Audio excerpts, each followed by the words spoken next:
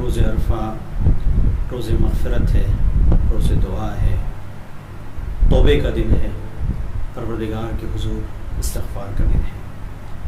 وہ عظیم دن ہے کہ جس کے سلسلے سے اگر اس کی اہمیت کو سمجھنا ہے تو ماہ مبارک رمضان کی اہمیت کے اوپر ایک نظر ڈالیں کہ وہ مہینہ بالبرکت والرحمت والمغفرہ کہ جس میں پروردگار کی برکات کا نزول ہے، اس کی رحمتوں کا نزول ہے، اس کی مغفرت لوگوں کے شامل حال ہونے والی ہے۔ اس کے بعد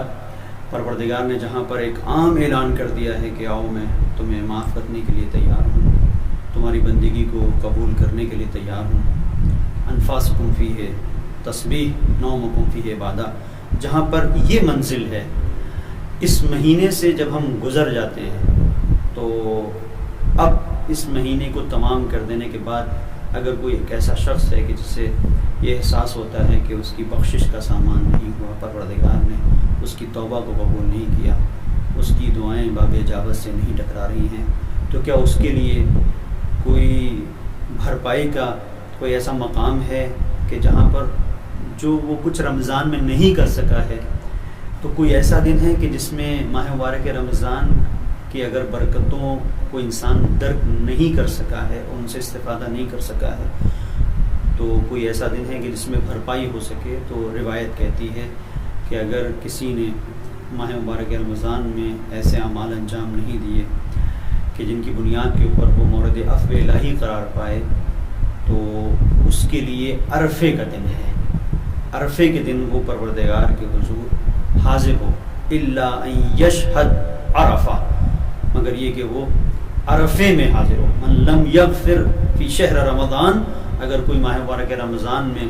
مورد عفو الہی قرار نہ پائے تو اس کے لیے ہے کہ وہ عرفے کے دن پروردگار کی بارگاہ میں آئے۔ تو اس سے اندازہ ہوتا ہے کہ یہ کتنا بڑا دن ہے، وہ دن کہ جہاں پروردگار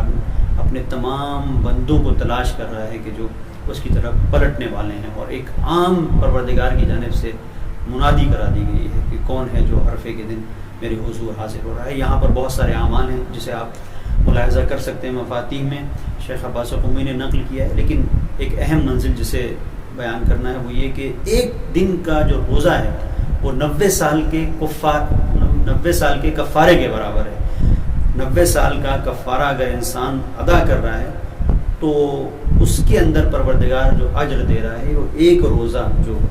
عرفے کے دن انسان رکھ رہا ہے۔ تو اس سے اہمیت کا اندازہ ہوتا ہے، اس دن کی اہمیت کا اندازہ ہوتا ہے کہ جسے پروردگار نے عفو و بخشش کے لیے اپنے بندوں کو معاف کرنے کے لیے قرار دیا ہے۔ اب یہاں پر جو ایک قابل غور نکتہ ہے کہ ہم عرفے میں کیا کریں۔ میں نے عرض کیا کہ مفاتیح کے اندر اس کے اعمال ہیں کہ اس میں کس طرح سے غسل کرنا ہے، جو دعائیں ہیں خاص طور پر دعائے عرفہ، جس کے لیے مرزا جواد ملکی تبریزی المراقبات میں اس بات کو لکھتے ہیں کہ روزہ بہت اہم ہے۔ ظاہر ہے کہ اتنا اہم ہے کہ 90 سال کے کفارے کے برابر ایک روزہ ہے، تو بہت اہم ہے، لیکن دعا کی منزل یہ ہے کہ دعا اتنی اہم ہے کہ جواد ملکی تبریزی اس چیز کو بیان کرتے ہیں کہ اگر ایک انسان دعا پڑھنے کے لیے بیٹھ رہا ہے اور اسے احساس نقاہت یا کمزوری کا احساس ہے، اگر وہ روزہ رکھے گا تو دعا اچھی طریقے سے حضور قلب کے ساتھ نہیں پڑھ سکے گا۔ تو کہا کہ آپ روزہ نہ رکھیں اور دعا پڑھیں۔ اس کا مطلب یہ ہے کہ وہ دن ہے کہ جہاں پر دعا کرنے کے لیے ہم سے کہا گیا ہے، اور دعا کا مطلب یہ نہیں کہ خاص کوئی دعا۔ حدیث ہے امام علیہ السلام سے، تخیر لنفسک من الدعاء ما احببت، جو بھی دعا آپ پڑھیں۔ اب اس میں خاص طور پر اگر دعائے عرفہ ہے جو امام حسین علیہ السلام نے پڑھی ہے تو اس کی الگ ہی ایک فضیلت ہے۔ یہاں پر ایک منزل جو ہم سب کے لیے قابل غور ہے وہ یہ کہ ایک تو ہم اعمال کرتے ہیں، ہم دعا پڑھتے ہیں، ہم نماز پڑھتے ہیں، ہم استغفار کرتے ہیں، ہم خدا کے حضور بیٹھتے ہیں اور توبہ کرتے ہیں، لیکن اس سے بڑھ کر ایک یہ ہے کہ ہم دوسروں کے لیے دعا کریں۔ دوسروں کے لیے، اپنے برادران ایمانی کے لیے اگر ہم دعا کرتے ہیں تو اس کا بڑا ثواب ہے۔ روایت کہتی ہے کہ امام صادق علیہ السلام کے صحابی ہیں جندب، مکے میں ہیں،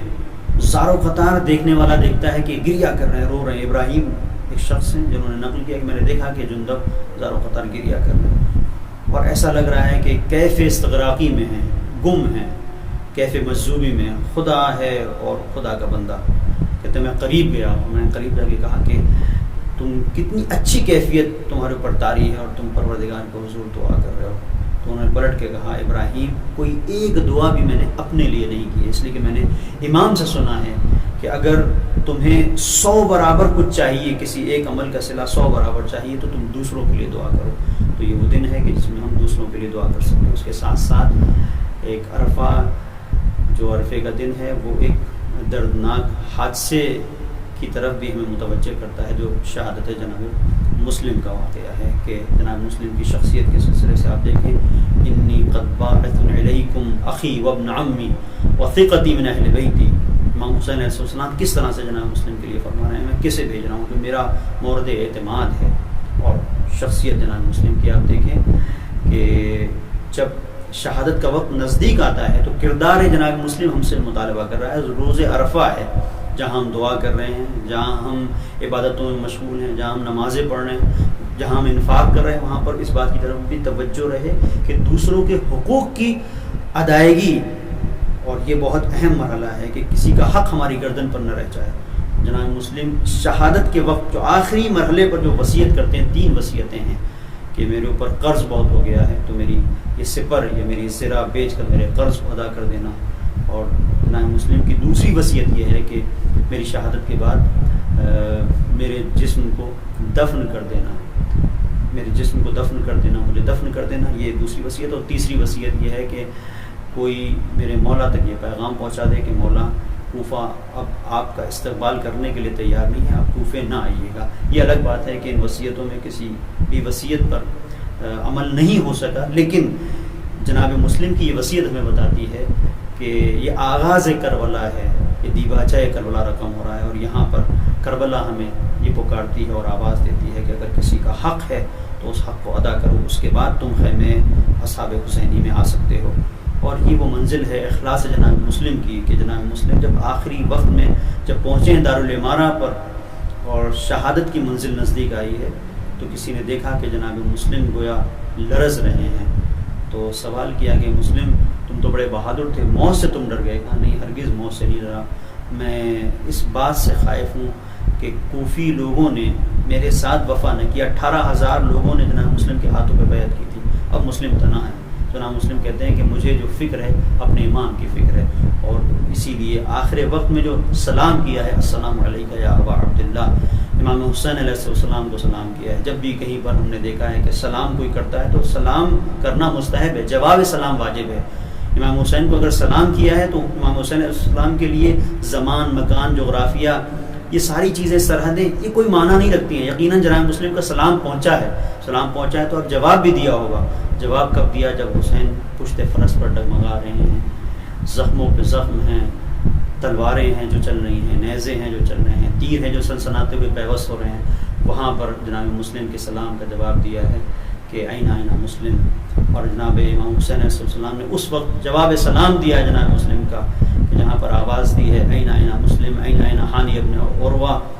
یا ابطال الصفا و یا فرسان الحجہ مالی انادیکم فلا تجیبونی۔